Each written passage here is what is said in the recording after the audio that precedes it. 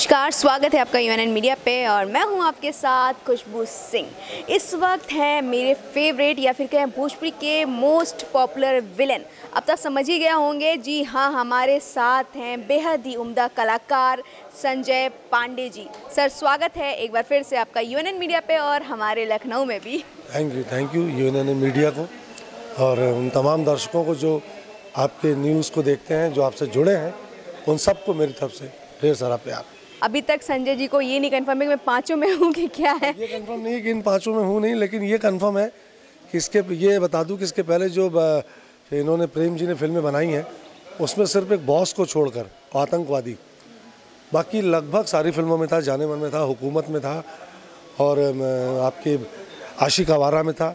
इनके प्रोडक्शन की जो सारी फिल्में उसमें एज अ मेन विलन मैं था उसमें। जाने मन का है पोस्टर जी, हम लोग दिखा दें कल्लू जी की फिल्म, कल्लू जी की जो फिल्म है जाने मन 2, जिसमें कल्लू जी हैं, जाने मन में खेसारी जी थे और उसमें विलन कौन था? विलन मैं ही था उसमें। जाने मन में विराज भट्ट भी थे उसमें, विराज भट्ट और खेसारी 2 लोग थे उसमें। इस बार तो 5-5 फिल्में हैं, देखना होगा कि किसमें होते हैं। खैर, सारे फिल्मों का टॉपिक अलग अलग है, वो जल्दी सामने आ जाएगा और हम कहाँ इनका पीछा छोड़ने वाले हैं। नहीं, मैं भागने वाला भी नहीं हूँ। हाँ, एक संयोग है कि हम इत्तेफाक से मिल नहीं पा रहे थे। यूपी में ही घूम रहा हूँ पिछले 2 महीने से, लेकिन हमारी और आप लोग की मुलाकात नहीं हो पा रही थी। तो सर, लॉकडाउन के बाद और कहें इस साल के 2-3 महीनों में कौन कौन से प्रोजेक्ट में आप काम कर रहे हैं? ये पूछिए कि मुझे लगता है पूरे भोजपुरी के इतिहास में जितनी फिल्में अभी बन रही हैं, शायद अब तक नहीं बनी हैं। ऐसी लग रहा है जैसे बांध टूटा है, छोटे से लेके बड़े एक्टर तक, मतलब हर एक्टर बिजी है इस वक्त। इतनी फिल्में बन रही, खासकर यूपी में सबसे ज़्यादा। आई थिंक कह सकते हैं 80% शूटिंग यहाँ। हाँ, मुंबई में 80 नहीं, आप 90 कह सकते हैं। 90% शूटिंग मुंबई की, मतलब भोजपुरी की हो रही है यहाँ पे, और लगभग सभी बिजी हैं। सब कोई इस वक्त जो खाली है वो समझ लीजिए कि बहुत किस्मत का खाली है।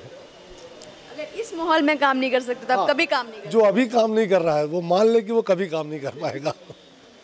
क्योंकि आप खुद ही देख लीजिए, 5 फिल्मों का मुहूर्त एक साथ है, इससे बड़ा क्या सबूत होगा? बहुत फिल्में भी जा रही हैं, बहुत सारी फिल्में इस वक्त यूपी में शूट में हैं। सारे एक्टर, सारे हीरो, सभी लोग हैं और काफ़ी अच्छा लग रहा है। बहुत अच्छा माहौल है यूपी में। और आई थिंक मुझे लग रहा है सर, इस बीच काफ़ी चीज़ें चेंज भी हो रही हैं। मतलब जो भोजपुरी का स्तर है ना, अभी देखा जाए, अवधेश मिश्रा जी की एक प्रोजेक्ट आ रही है जुगनू करके, और अक्षरा जी की डोली आ रही है जिसमें वो एज अ प्रोड्यूसर डेब्यू कर रही हैं। सो बहुत अच्छे अच्छे टॉपिक्स और बहुत खूबसूरत मूवियाँ बन रही हैं। अभी रवि किशन जी की बात करें हिंदुत्व, या फिर नीरवा जी की बात करें फसल, तो लग रहा है ना कि चेहरा बदल रहा है। बहुत अच्छे टॉपिक्स आ रहे हैं जो सच में होना चाहिए। एक्चुअली वो इस वजह से है कि वो टारगेट ऑडियंस बदल रही है। पहले हमारी टारगेट ऑडियंस दूसरी थी, अब हमारे मेकर्स को पता चल गया है कि अब हमारी जो ऑडियंस है वो ड्राइंग रूम में बैठती है, वो फैमिली वाले हैं। पहले हम कहने के लिए फैमिली फिल्में बनाते थे, पर फैमिली फिल्में देखती नहीं थी। कोरोना ने बदल दिया। अब सैटेलाइट पे फिल्में ज़्यादा चल रही हैं और इतने चैनल्स आ गए हैं, तो हमारी टारगेट ऑडियंस बदली है, इसलिए हमारा सिनेमा बदल गया है। आई थिंक, और मुझे लगता है कि हम और आप जैसे लोग बहुत खुश होंगे, क्योंकि हम भोजपुरी प्रेमी हैं। हम चाहते थे कि इसका बदले। पहले भी जब आपसे इंटरव्यू हुआ था तो आपने बहुत दुखी मन से सारी चीज़ें बताई थी कि ऐसे होता है, लेकिन अब वो चीज़ें हमें बदलते हुए दिख रही है। हाँ, वो मतलब सच में खुशी हो रही है कि अपने आप चीज़ें बदल रही हैं और ऑडियंस हमारी बदल गई है। अब घरों में लोग देख रहे हैं और मतलब सिनेमा, अब मेरे ख्याल से मुझे लग रहा है कि जिस बदलने की हम हमेशा बात करते थे, वो बदलाव अब आ गया है भोजपुरी में, वो वक्त आ गया है। बिल्कुल सर, आप कुछ अलग नया करना चाहते हैं या संजय पांडे क्या करना चाहते हैं? संजय पांडे, अब मुझे ऐसा लगता है कि अब वो दौर, जैसे मैं हमेशा कहता था कि हम 90s में चल रहे हैं, भोजपुरी हिंदी के 90s में चल रही है।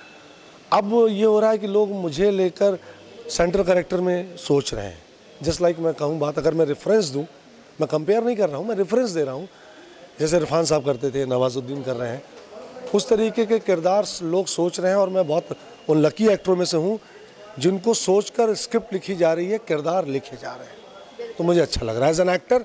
मुझे ऐसा लग रहा है कि अब मैं ज़्यादा बेहतर दे पा रहा हूँ। क्या बात है, मतलब जिस चीज़ के आप हकदार हैं वो अब मिल रहा है। हाँ, क्योंकि पहले ये था कि सिर्फ विलन था, अब सिर्फ विलन नहीं रहा मैं।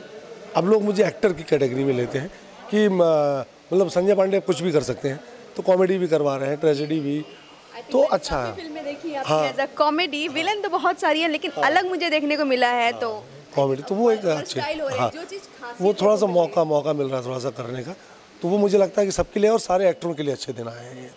सो अभी सर थोड़ा थके हुए लग रहे हैं, इनको फ्रेश करने के लिए भेजते हैं क्योंकि फिर शाम को हम मिलने वाले हैं, इनका पीछा तो हम कभी नहीं हाँ, मैं छोड़ेंगे। शूटिंग करके कंटिन्यू जॉब से सीधे चले आ रहा हूँ अभी यहाँ पे, तो अच्छा है। लेकिन चलिए, मुझे अच्छा लगा बात करके, खासकर थैंक यू यूएनएन मीडिया का, और दिल से शुक्रिया। इससे पहले हमारा बड़ा लंबा इंटरव्यू हुआ था। हाँ आई थिंक हम लोग बातों में खो गए थे। हाँ, वो चाय पे तो भी चर्चा। आपको हमारे चैनल पे मिलेगी। हाँ, थैंक यू सो मच। मैं बात करता हूँ शाम को। ओके। तो ये थे हमारे साथ सच में उम्दा कलाकार, जिनकी फिल्मों की, जिनकी एक्टिंग की मैं भी कायल हूँ। सो ऐसे ही मज़ेदार वीडियो के लिए बने रहिए और देखते रहिए यूएनएन मीडिया।